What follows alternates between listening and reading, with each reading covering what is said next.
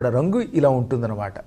కాబట్టి మన ఇంట్లో ఏం చేయాలి? శ్యామలా నవరాత్రుల్లో ఓహో మాఘమాసంలో శుక్లపక్షంలో ప్రతిపత్తి తిథి నుంచి నవంబర్ వరకు అమ్మవారు తిరిగే కాలం. ఆ అమ్మవారి పేరు శ్యామలాదేవి అని భావించి అమ్మవారిని ఆకుపచ్చ రంగులో ఉండేటటువంటి అమ్మవారి పటాలు దొరుకుతాయి.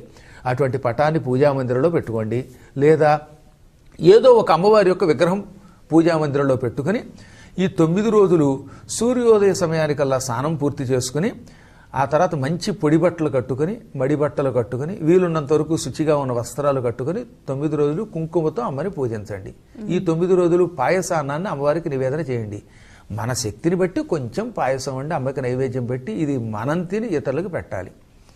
అలా చేస్తే అమ్మ అనుగ్రహం వల్ల స్త్రీలకి పెళ్లి కావలసిన వాళ్ళకి అవుతుంది, పురుషులకి పెళ్లి కావలసిన వాళ్ళకి పెళ్లి అవుతుంది.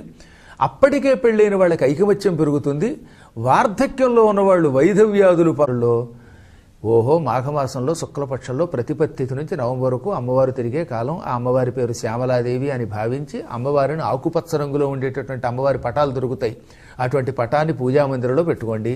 లేదా ఏదో ఒక అమ్మవారి యొక్క విగ్రహం పూజామందిరంలో పెట్టుకుని ఈ 9 రోజులు సూర్యోదయ సమయానికల్లా స్నానం పూర్తి చేసుకుని ఆ తర్వాత మంచి పొడి బట్టలు కట్టుకుని మడి బట్టలు కట్టుకుని వీలున్నంత వరకు శుచిగా ఉన్న వస్త్రాలు కట్టుకుని 9 రోజులు కుంకుమతో అమ్మని పూజించండి.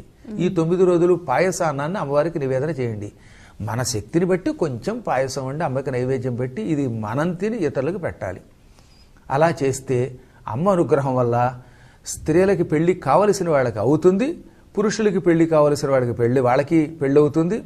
అప్పటికే పెళ్ళైన వాళ్ళకి ఐకమత్యం పెరుగుతుంది. వార్ధక్యంలో ఉన్నవాళ్ళు వైధవ్యాధులు పొందకుండా సుఖంగా కలిసి ఉంటారు. ఎంతెందుకు కుటుంబ వృద్ధిం ధనధాన్య వృద్ధిం అన్నాడు. కుటుంబ వృద్ధి అవుతుంది, ధనధాన్యాల అభివృద్ధి అవుతాయి.